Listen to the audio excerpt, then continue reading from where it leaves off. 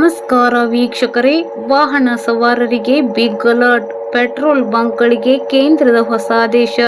ದೇಶಾದ್ಯಂತ ಪೆಟ್ರೋಲ್ ಮತ್ತು ಡೀಸೆಲ್ ಸರಬರಾಜಿನಲ್ಲಿ ಯಾವುದೇ ಅಡಚಣೆ ಉಂಟಾಗದಂತೆ ಇಂಧನ ಸಂಗ್ರಹಣೆ, ಕಾಳಬಜಾರಿ ಹಾಗೂ ಅಕ್ರಮ ಮಾರಾಟವನ್ನು ತಡೆಯಲು ಕೇಂದ್ರ ಸರ್ಕಾರ ಮಹತ್ವದ ನಿರ್ಧಾರ ಕೈಗೊಂಡಿದೆ. ಈ ಸಂಬಂಧ ಪೆಟ್ರೋಲಿಯಂ ಮತ್ತು ನೈಸರ್ಗಿಕ ಅನಿಲ ಸಚಿವಾಲಯವು ಮೋಟಾರ್ ಸ್ಪಿರಿಟ್ ಮತ್ತು ಹೈ ಸ್ಪೀಡ್ ಡೀಸೆಲ್ ಚಿಲ್ಲರೆ ಮಾರಾಟ ಕೇಂದ್ರಗಳ ಮೂಲಕ ಸರಬರಾಜಿನ ತಾತ್ಕಾಲಿಕ ನಿಯಂತ್ರಣ ಆದೇಶ 2026 ಜಾರಿಗೊಳಿಸಿದೆ. ಹೊಸ ನಿಯಮಗಳ ಪ್ರಕಾರ ವಾಣಿಜ್ಯ ಮತ್ತು ಸಂಸ್ಥಾಗತ ಬಳಕೆದಾರರು ಇನ್ನು ಮುಂದೆ ಸಾಮಾನ್ಯ ರಿಟೇಲ್ ಪೆಟ್ರೋಲ್ ಬಂಕ್ಗಳಿಂದ ಪೆಟ್ರೋಲ್ ಅಥವಾ ಡೀಸೆಲ್ ಖರೀದಿಸಲು ಅವಕಾಶ ಇರುವುದಿಲ್ಲ.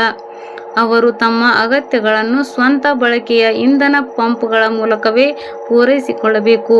ಅದೇ ರೀತಿ ಪೆಟ್ರೋಲ್ ಬಂಕ್ಗಳು ಡೀಸೆಲ್ ಅನ್ನು ಕೇವಲ ವಾಹನಗಳ ಟ್ಯಾಂಕ್ಗಳಿಗೆ ಅಥವಾ PESO petroleum and explosives safety organisation ಅನುಮೋದಿತ ಕಂಟೇನರ್ಗಳಿಗೆ ಮಾತ್ರ ಮಾರಾಟ ಮಾಡಬೇಕು. ಇದರ ಜೊತೆಗೆ ಒಬ್ಬ ಗ್ರಾಹಕ ಅಥವಾ ಒಂದು ವಾಹನಕ್ಕೆ ದಿನಕ್ಕೆ 200 ಲೀಟರ್ಗಿಂತ ಹೆಚ್ಚು ಡೀಸೆಲ್ ಮಾರಾಟ ಮಾಡಬಾರದು ಎಂದು ಕೇಂದ್ರ ಸರ್ಕಾರ ಸ್ಪಷ್ಟಪಡಿಸಿದೆ. ಖರೀದಿಸಿದ ಡೀಸೆಲ್ ಅನ್ನು ಮರು ಮಾರಾಟ ಮಾಡುವುದನ್ನು ಸಂಪೂರ್ಣವಾಗಿ ನಿಷೇಧಿಸಲಾಗಿದೆ.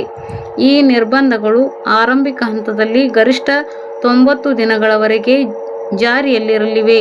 ಪರಿಸ್ಥಿತಿಯನ್ನು ಅವಲಂಬಿಸಿ ಕೇಂದ್ರ ಸರ್ಕಾರ ಮತ್ತೊಂದು ಆದೇಶದ ಮೂಲಕ ಈ ಅವಧಿಯನ್ನು ವಿಸ್ತರಿಸುವ ಸಾಧ್ಯತೆಯೂ ಇದೆ. ನಿಯಮಗಳ ಅನುಷ್ಠಾನಕ್ಕೆ ರಾಜ್ಯ ಸರ್ಕಾರಗಳು ಹಾಗೂ ಕೇಂದ್ರಾಡಳಿತ ಪ್ರದೇಶಗಳ ಆಡಳಿತ ಯಂತ್ರಗಳು ವಿಶೇಷ ನಿಗಾ ವಹಿಸಬೇಕು ಎಂದು ಕೇಂದ್ರ ಸೂಚಿಸಿದೆ. ಇಂಧನ ಸಂಗ್ರಹಣೆ, ಕಾಳಬಜಾರಿ, ಅಕ್ರಮ ಖರೀದಿ ಮತ್ತು ಇಂಧನದ ಅಕ್ರಮ ಸಾಗಾಟದ ವಿರುದ್ಧ ಕಠಿಣ ಕ್ರಮ ಕೈಗೊಳ್ಳುವುದಾಗಿ ಎಚ್ಚರಿಕೆ ನೀಡಿದೆ. ನಿಯಮಗಳನ್ನು ಉಲ್ಲಂಘಿಸುವವರ ವಿರುದ್ಧ ಅಗತ್ಯ ವಸ್ತುಗಳ ಕಾಯ್ದೆ 1955, ಎಸೆನ್ಷಿಯಲ್ ಕಮಾಡಿಟೀಸ್ ಆಕ್ಟ್ 1955 ಅಡಿಯಲ್ಲಿ ಕಾನೂನು ಕ್ರಮ ಕೈಗೊಳ್ಳಲಾಗುವುದು ಎಂದು ಕೇಂದ್ರ ಸರ್ಕಾರ ಸ್ಪಷ್ಟಪಡಿಸಿದೆ. ಧನ್ಯವಾದಗಳು.